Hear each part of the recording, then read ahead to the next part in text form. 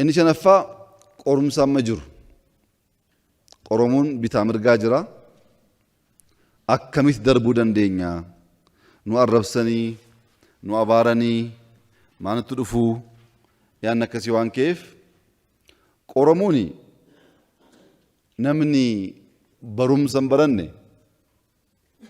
وقاقوتو من بروم سادة ديبي كتا كيسة تاي بروم سنبرني غافت ما مناوامني قرنا هروان تيف تاين جنون إسا براتي أدباسني ملتو ينما غافني برچو سامر كنفني قرن قرتموف برچون برباكيسات akka mootummaatti qoratamuuf waan qabatamaa yaada qabatamaa waajib jiru qabaachuu qabna waan yaannuuf waan beeknuuf waan dandeenyuuf nu qoraa jiru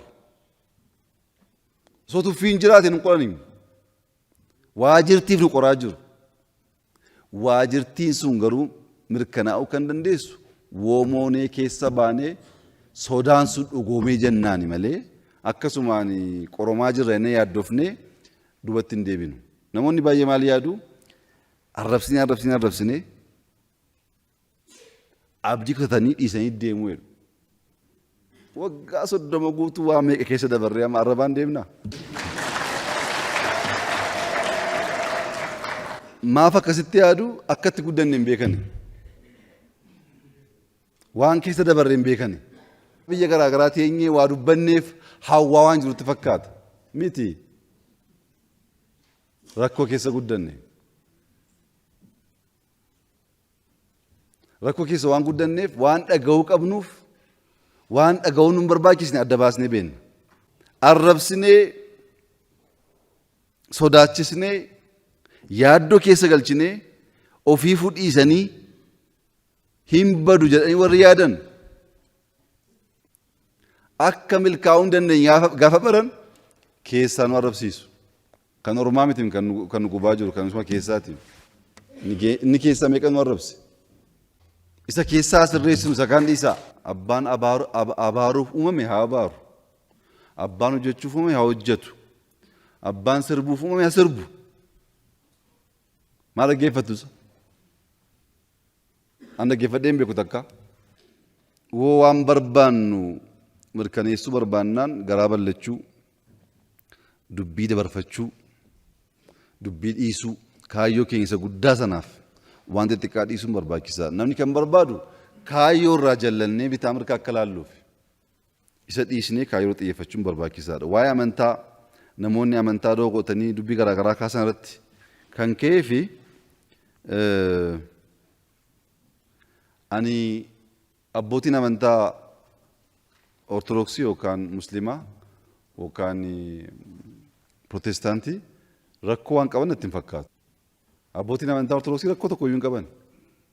Namoonni dirree siyaasaa dadhabanii karaa kanaan waa argadhaa laata jedhanii maqaa ortodoksiin daldalan jiraachuu danda'u alatti warra siyaasa qabutu dirree siyaasaa dadhabee asiin dhufaa jira amma deebi'ee ortodoksii jechaa jira alatti ortodoksii wajjin rakkoo hin qabnu musliimaa wajjin rakkoo hin qabnu musliimas haa ta'u pheenxees haa ta'u ortodoksii haa ta'u doo godhatee namni siyaasa hojjetu garuu abbaa siyaasaa jennee ilaalla malee amantaa hojii wal qabsiisuu sirrii miti. Duraan dursa namoonni kun amantaa qabu. Namni amanu ko safuu qaba afaan isaatiif. Nama amanu dhiisaati namni balbala amantaa gahee hin beekne iyyuu areeda baasee jennaan of eeggachaa dubbata. Namoota akkasii jarri kun ortodoksii jarri kun musliima jechuun sirrii miti. Itoophiyaa baay'ee jaallanna maaliif dhiigni abbootii keenya karaa bahaa karaa kaabaa lafeen isaanii waan jiruuf tokkummaa Itoophiyaaf hin hojjenna. Abbootiin keenya itti du'anii jiru. Tokkummaan Itoophiyaaf barbaannu garuu wal qixxummaa wal kabajuu nuti garbummaaf qophaa'aa miti itti jiraanne nuffine dadhabne garbummaatti deebi'uuf nuti qophaa'aa miti. Ijoolleen keenya qophaa'aa miti. Namni biyya kana keessatti wal qixxummaaf ofiin of bulchuu aadaa eenyummaa keenya eeggateen wajjin jiraachuu barbaadu hundaa wajjin karaa nagaaf jaalaan jiraachuuf qophaa'aadha. fedhiin keenya isa. Ati Amaara, Tigreedha, Walaayittaadha, Guraageedha ajandaa keenyaa miti kun.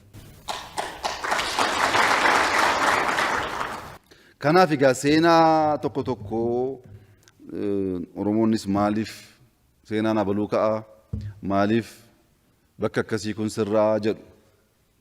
Itoophiyaa keessatti hirmaannaa Oromoo alatti seenaan hojjetame tokko iyyuu hin jiru. Tokko seenaan nu ilaallanne waan hin jirreef haaromsina. Keenya jennee waan yaadnuuf keenya jechuun warra kaaniin keessan miti jechaa hin jiru nuti.